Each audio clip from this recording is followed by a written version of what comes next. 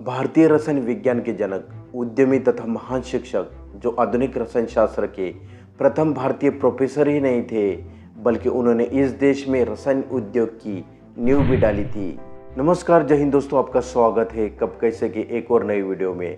दोस्तों, इस वीडियो में बात करेंगे महान वैज्ञानिक पीसी राय ने अपने देश के लिए दिए योगदान और उनके उपलब्धियों से भरे जीवन के बारे में। पर दोस्तों, वीडियो शुरू करने से पहले अब तक आपने चैनल कब कैसे को सब्सक्राइब नहीं किया तो जरूर कर ले। पीसी राय का पूरा नाम प्रफुल्ल चंद्र राय या फिर आचार्य प्रफुल्ल चंद्र राय के नाम से जाना जाता था। प्रफुल्ल चंद्र राय का जन्म 2 अगस्त 1861 को पूर्वी बंगाल के जैसर जिले के राउली गाँव में हुआ था।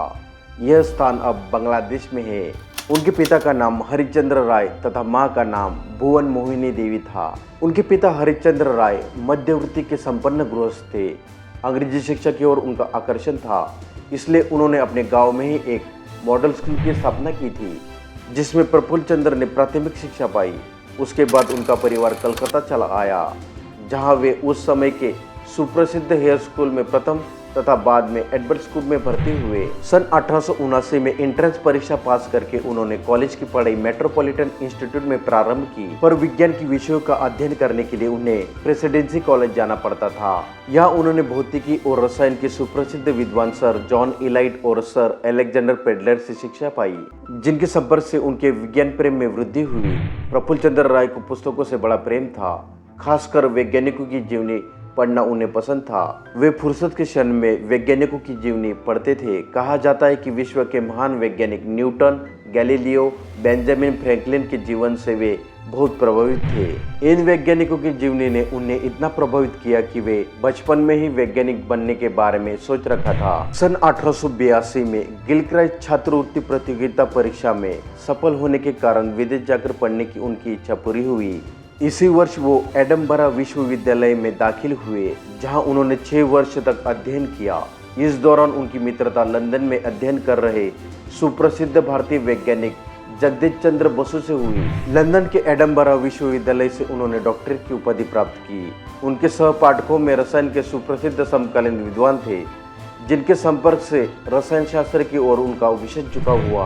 पढ़ाई पूरी करने के बाद जब वो भारत वापस आए, तब उन्हें प्रांतीय शिक्षा विभाग में नौकरी पाने के लिए 1 वर्ष तक प्रतीक्षा करनी पड़ी। अंततः प्रेसिडेंसी कॉलेज में वे असिस्टेंट प्रोफेसर के सामान्य पद पर नियुक्त किए गए, जबकि उनसे कम योग्यता के अंग्रेज ऊंचे पदों पर और कई अधिक वेतनों पर उसी कॉलेज में नियुक्त थे।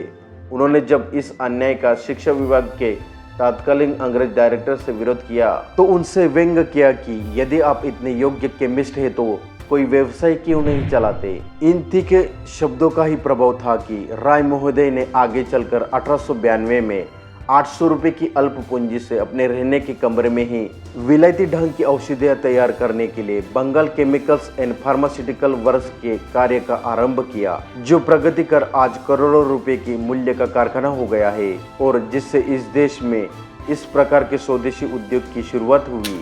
लगातार अपनी प्रयोगशाला में अनुसंधान करने वाले डॉक्टर राय की पहली खोज मरकरी पर मानी जाती है।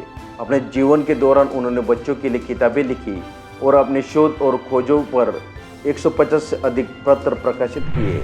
उन्हें नाइट्रस का मास्टर भी कहा जाता है। उन्हें रसायन के अलावा इतिहास से बड़ा प्रेम था। फलस्वरूप उन्होंने 10-12 वर्षों तक गहरा अध्ययन कर हिंदू रसायन का इतिहास नामक महत्वपूर्ण ग्रंथ लिखा, जिससे उन्हें बड़ी प्रसिद्धि मिली। इसी पुस्तक के उपलक्ष्य में डरहम विश्वविद्यालय ने उन्हें डीएससी पद की सम्मानित उपाधि प्रदान की। डॉक्टर प्रफुल्ल चंद्र राय को रसायन विज्ञान के प्रति उनके समर्पण और योगदान के लिए समय समय पर कई सम्मान और पुरस्कार से सम्मानित किया गया है। सन 1912 में उन्हें कलकत्ता विश्वविद्यालय के प्रतिनिधि बनकर ब्रिटिश विश्वविद्यालय के सम्मेलन में भाग लेने के लिए चुना गया।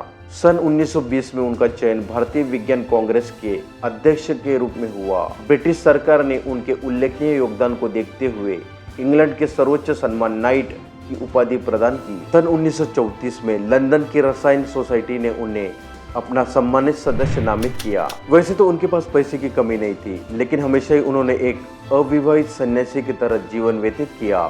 दुर्बल और शिनकाय होते हुए भी संयमित और कर्मण्य जीवन के कारण उन्होंने 83 वर्ष की दीर्घ आयु पाई। 16 जून 1944 को इस भारत माता का महान सुपुत्र का निधन हुआ। 2 अगस्त 1961 को उनकी जयंती मनाने के लिए भारतीय डाक द्वारा उन पर एक डाक टिकट जारी किया गया था।